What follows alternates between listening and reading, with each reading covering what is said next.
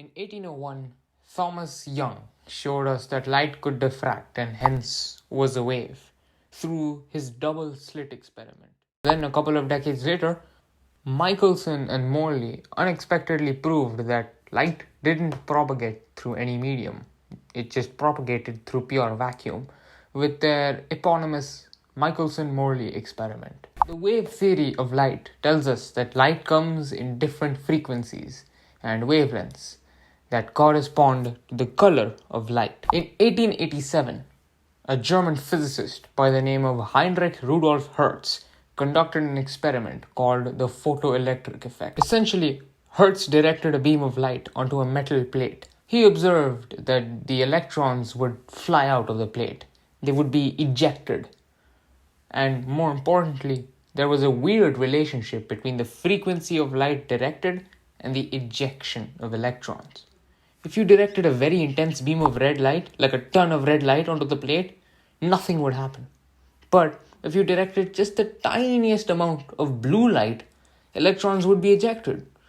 The ability of light to eject electrons from the metal plate was dependent only on the frequency of the light and not its intensity. And this was in conflict with predictions of the wave theory.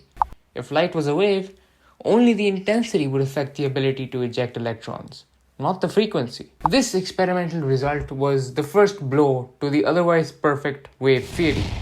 And who would come to resolve this problem? Of course, the Loki Albert Einstein. In a way, Einstein revoked Newton's dead idea that light was a particle. He rationalized that light is quantized, that it is made of discrete quanta, or packets of energy. It is a collection of particles called photons. The value of the energy of a photon of light could only be a multiple of a tiny number called Planck's constant, 6.626 times 10 to the power minus 34 joule seconds.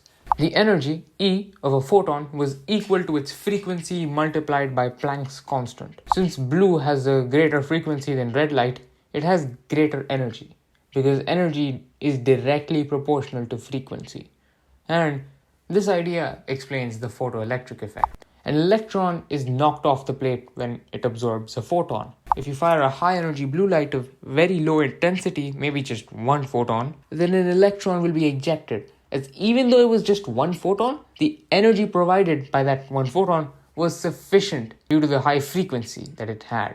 On the other hand, if you fire a low energy red light of a very high intensity, many photons, no electrons will be ejected, because none of the photons have enough energy to eject them, despite the fact that there are many photons out there. But then you might be asking, why can't one electron absorb two photons of red light simultaneously and then be ejected? Won't that be enough energy for the ejection to take place? Well, yes, but the probability of such an event occurring is basically infinitesimal, and we are yet to observe such a phenomenon in reality. So, Einstein and Newton are on team particle, while Maxwell and Huygens are on team wave. Both the photoelectric effect and double-slit experiment conducted by Heinrich Hertz and Thomas Young, respectively, seem reasonable, and both models have their advantages. But which model is right? What exactly is light? Is light a wave, a particle? Does its behavior change depending on the experiment or its mood? What is the meaning of life? Light is both a wave and a particle, or neither, at the same time all the time.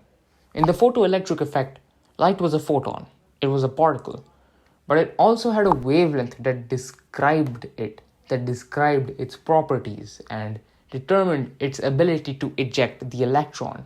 And the idea of the wavelength comes from the wave model of light. In the double-slit experiment, we see a wave-like interference pattern on the screen caused due to the constructive and destructive interference of light. But let's say that instead of directing a beam of light, we direct individual photons of light, one at a time. We direct one photon or one particle of light, and we see it land on the screen. Then we direct another photon. We see random arrangements of light on the detector. Eventually, what you will see is this.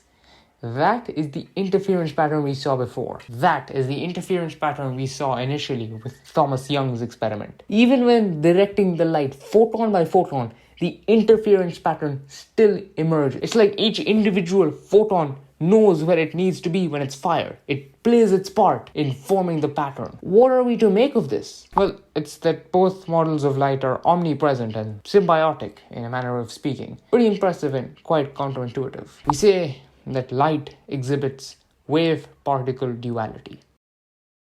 Hi, thank you for watching this video.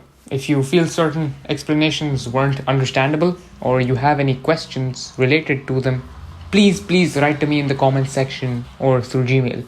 If you'd like to know which resources have been used to research and create this video, I've linked a document containing them underneath. I've also linked a short worksheet that you can solve to test your understanding of this topic.